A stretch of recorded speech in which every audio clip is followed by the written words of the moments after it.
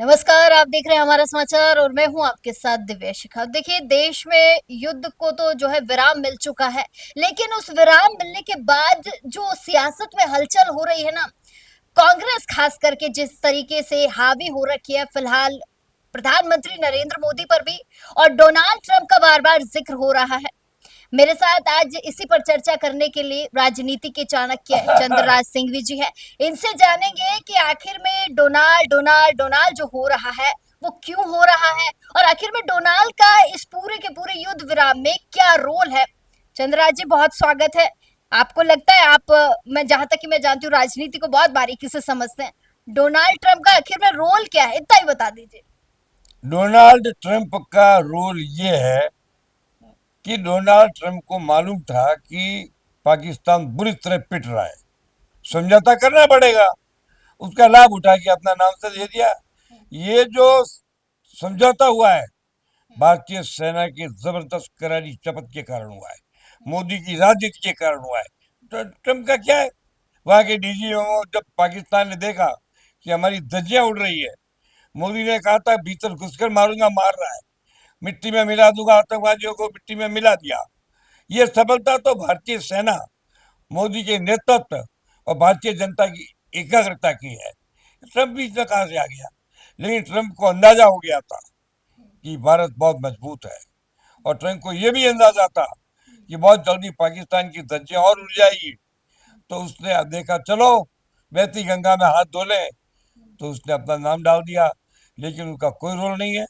DGMO Pakistan ने surrender करके DGMO Bharat से प्रार्थना की।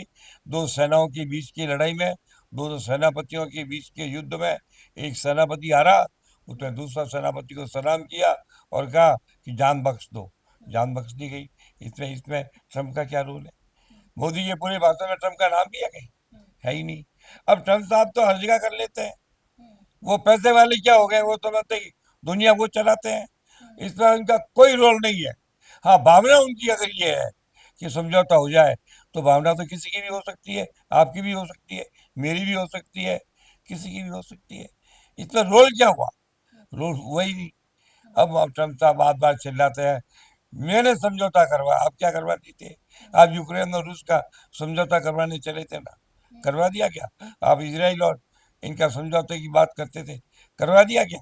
कोई किसी के कहने से समझौता नहीं होता है। समझौता आदमी अपनी शर्तों पर, अपनी आवश्यकता पर, अपनी इच्छाओं पर, अपने कर्म पर और अपने विचार पर करता है। भारत बहुत भारी था, पाकिस्तान की मजबूरी थी। ये समर्पण नहीं है। इस इंटरव्यू के एक दिन पहले मैंने इंटरव्यू दिया था, जब कहा था कि मैं पाकिस्तान के आत्मसमर्पण की प्रतीक्षा कर रहा हूँ। आपने वो इंटरव्यू देखा होगा मेरा। ये आत्मसमर्पण ही है। समझौता क्या है? पाकिस्तान झुका है, पाकिस्तान ने गुहार की है, पाकिस्तान ने मदद मांगी है, पाकिस्तान ने भेजा, भारत से कहा है कि हमारा डीएजएमओ चाहता है कि आप कंप्रोमाइज करो, आप रुक जाओ। कंप्रोमाइज का हुआ, स्थगित हुआ। मोदी जी ने एक एक कदम, एक एक एक एक जो चाल चली, बहुत समझदारी के साथ। हमारी सेना की जीत हुई, हमारी राजनीति की जीत हुई, हमारे नेतृत्व की जीत हुई, हमारे हथियारों की जीत हुई। अरे टर्की की औकात बता दी, चीन को बता दिया कि तेरे हथियार तो हमारे आगे वो है, बैलून के गुब्बारों की तरह है, एक भी तो नहीं टूटा। फुसकी बॉम्ब थे सारे। हम्म। सारे फुस बॉम्ब थे, कैसे खुश ही टूटेंगे। था। चाइना के माइंड में, चाइना को भी समझ में आ गया कि भारत भारत है। जापान ने कहा था कि जिस दिन भारत पर संघर्ष होगा, उस दिन चीन का अंत शुरू हो जाएगा। वो भी सही निकला। भारत में ये भी हो गया कि जो भारत का पक्का दोस्त होता है वो दोस्त होता है। इसमें इसराइल का स्टेटमेंट इस बात की गवाही है। रूस ने भी भारत के प्रति पॉजिटिव एटीट्यूड रखा है। ये साहब चिल्लाते थे सारे अपक्ष वाले, मोदी जी बार बार जाते हैं, कभी इंग्लैंड जाते हैं, कभी अमेरिका जाते हैं। क्यों जाते हैं? अरे पागलों, समझो, उनकी इस यात्राओं के कारण पूरा विश्व आज मोदी के साथ खड़ा है। मोदी विश्व का सर्वमान्य मित्र बन गया, तो भारत बना ना। मोदी व्यक्तिगत क्या बना? अगर मोदी किसी देश को अपने साथ जोड़ता है तो भारत की जीत है। भारत का अंतरराष्ट्रीय क्षेत्र में सबसे महत्वपूर्ण राष्ट्र बन गया, इसका श्रेय मोदी जी को है। और ये विपक्ष वाले समझते नहीं। दो चार पांच है पत्रकार भी, यहाँ आशुतोष वगैरह, नाम नहीं लेना चाहता है, वो केवल वन साइडेड सोचते हैं। और मान लीजिए लड़ाई हम नहीं रोकते और हम जीत भी जाते, ठीक पाकिस्तान पर कब्जा कर लेते क्या? पाकिस्तान की धज्जियां उड़ा दी, आतंकवाद का सर्वनाश करता था कर दिया। अब रहा मोदी जी की बात में 2 पॉइंट पीओ के। मैं आपसे आज कह रहा हूं, राजनीतिक मैं बहुत सोच समझ के बात करता हूं। पीओ के स्वयं मुक्त हो जाएगा, हमें मुक्त करने की जरूरत ही नहीं पड़ेगी। वहां की जनता कितनी दुखी है और पाकिस्तान की पिटाई के बाद वो कितनी शंकित है, आप भी सोचो मैं भी सोचूं, ये कहने की बात नहीं है। पीओ के तो भारत का अंग बनेगा। अब ये बात अलग है कि भारत मेहरबानी करे और उसको कहते भाई तुम अपनी सरकार अलग चलाओ, पाकिस्तान से अलग हो जाओ, इस पर हम संतुष्ट हैं। तो इसका फैसला मोदी जी करेंगे, आप और हम तो कर नहीं सकते। पर मोदी जी के भाषण की 2 बातें याद है, अगर तुम कदम उठाओगे आतंकवाद का, हम उसको युद्ध मानेंगे और तुम्हारी धज्जियां उड़ा देंगे। अगर हमसे कोई बात करेगा पाकिस्तान तो केवल पीओके पर बात करेगा या आतंकवाद पर बात करेगा और किसी विषय पर बात नहीं करेंगे। इससे ज्यादा क्या महत्वपूर्ण, गंभीरतापूर्ण, हिम्मतपूर्ण, साहसपूर्ण, अर्थपूर्ण, विवेकपूर्ण और निर्णयपूर्ण बात भारत का प्रधानमंत्री कर सकता है? Modi ji, you are proved to be best prime minister of this country. आपने साबित कर दिया है कि आप विश्व के सब प्रधानमंत्रियों में श्रेष्ठ हो। अपने देश को जानते हो, देश की महिमा को पहचानते हो, देश के लोगों को जानते हो, देश की सेना को पहचानते हो, एयरफोर्स को पहचानते हो, नेवी को पहचानते हो। हमारे जो आधुनिक हथियार हमारे पैदा किए हैं, ये मोदी जी का 10 साल का प्रयास है। ऐसे ऐसे हथियार पैदा कर दिए, S-400 यहाँ ले आया, आकाश जैसी लोन ले आया, विक्रांत जैसे को और ज्यादा मजबूत करके खड़ा कर दिया। मोदी जी, आपका दूरदर्शिता को मैं सलाम करता हूँ, आपके विचारों को मैं सलाम करता हूँ, आपकी योग्यता को दुनिया सलाम करती है, आपकी सेना प्रियता को पूरी सेना सलाम करती है। और फिर आपने कितनी मानता के साथ अपने भाषण में सेना को सैल्यूट किया। धन्य हो आप। इन पाकिस्तानियों तो सेना का जिंदाबाद ही नहीं बोला कभी। ये तो नरेंद्र मोदी जानता है कि मेरे देश की सेना कितनी प्रिय है, कितनी मजबूत और कितनी सशक्त है। मोदी जी, आपने भाषण के पहले भी और भाषण के अंत में सेना को सैल्यूट करके इस तरह सैल्यूट किया, मैं आपका अभिनंदन करता हूं। इसलिए मैं कहता हूं, सारे युद्ध में सभी कोई प्रशंसा के पात्र है, योजना की योग्यता के पात्र है। नरेंद्र मोदी और मंत्रियों से बढ़कर एक कदम आगे अभिनंदन के पात्र हैं। इसलिए मैं मोदी जी आपको कहता हूँ, ये जीत आपकी और सेना की और भारत की एकता की। सारी पार्टियों ने अच्छा किया, सारी पार्टियां खड़ी रही, ये उनकी प्रशंसा की बात भी है। मैं जानता हूं कि सारी पार्टियों ने एकजुट होकर, सारे समाजों ने, सारे सिद्धांतों ने, सारे व्यक्तियों ने, सारे सेना के अलावा हमारे अर्धसैनिक बलों ने, बीएसएफ ने, सब ने एक साथ खड़े होकर के कहा भारत जिंदाबाद, भारत माता जिंदाबाद। और आपने भी आदमपुर में जाकर इसी शब्द से शुरू किया। मैं आपको प्रणाम करता हूँ। चलिए ये बात तो ठीक हो गई, लेकिन एक तरफ डोनाल्ड ट्रंप ये भी तो कह रहे हैं, भाषण की बात कर रहे हैं, आप भाषण पर ही जिक्र करती हूँ कि डोनाल्ड ट्रंप कहते हैं कि हम व्यापार ही नहीं करेंगे। तो ये भी तो वजह हो सकती है कि मोदी जी डर गए हो, इसीलिए उन्होंने भाषण में नाम नहीं लिया डोनाल्ड ट्रंप का कि व्यापार कई बार बंगालियों ने कहा था कि हम मारवाड़ियों के साथ व्यापार नहीं करेंगे, कोई फर्क पड़ा क्या? कई बार महाराष्ट्र में अरे हम उस देश के राशि हैं, समझे, जहाँ गुजराती, मारवाड़ी, पटेल, जैन, ओसवाल जाति है, सब जाति है। तो क्या व्यापार करेगा? अगर हमने तेरे साथ व्यापार बंद कर दिया तो तुम्हारा नंबर घट जाएगा, तुम रूस के पीछे रह जाओगे। आज अमेरिका की जो आर्थिक स्थिति है उसको बनाने में कितने मारवाड़ियों का योगदान है? अमेरिका के अंदर मेडिकल साइंस को बढ़ाने में कितने राजस्थान हिंदुस्तान के डॉक्टरों का योगदान है? वहां की हर चीज में कितने हिंदुस्तानियों का योगदान है? तुम व्यापार नहीं करोगे तो तुम्हारा दिवाला निकलेगा, हमारा नहीं निकलेगा। आज कतर ने बड़े रौब से कहा कि 3400 करोड़ का एक प्लेन मैंने ट्रम्प को दिया है। अरे कतर, यहाँ एक एक बढ़िया दे सकता है? अंबानी 1 घंटे में 3400 का प्लेन दे सकता है, अडानी दे सकता है, बिरला दे सकता है, टाटा दे सकता है। ये पैसे की दास और धमकी कोई राष्ट्र भारत को नहीं दे सकता। व्यापार करते हैं, बुद्धि से करते हैं, योग्यता से करते हैं, माल की क्वालिटी से करते हैं, माल की उत्पत्ति से करते हैं, माल के उत्पादन से करते हैं। हमारा व्यापार किसी एक राष्ट्र पर निर्भर नहीं है, समझे आप? और इसराइल किसके, इसराइल जैसा हमारा दोस्त भी तो है, केवल हमने शत्रु नहीं पाले हैं। और टर्की बकवास करता है, सारे सारे हथियार फुस हो गए, चाइना की तो हवा निकल गई। इस लड़ाई ने साबित कर दिया कि भारत की बुद्धि, भारत का वैज्ञानिक, भारत की शक्ति और भारत के हमारे जो एटॉमिक प्लांट्स है। अब के लोग कहते हैं एटॉमिक धमकी, तो मोदी ने सही कहा है, कब तक एटॉमिक धमकी का ब्लैकमेल करोगे? कर ही नहीं सकते, क्योंकि जो कंट्री एटॉमिक का प्रयोग करेगी उस कंट्री के तो नामो निशान दुनिया से मिट जाएगा।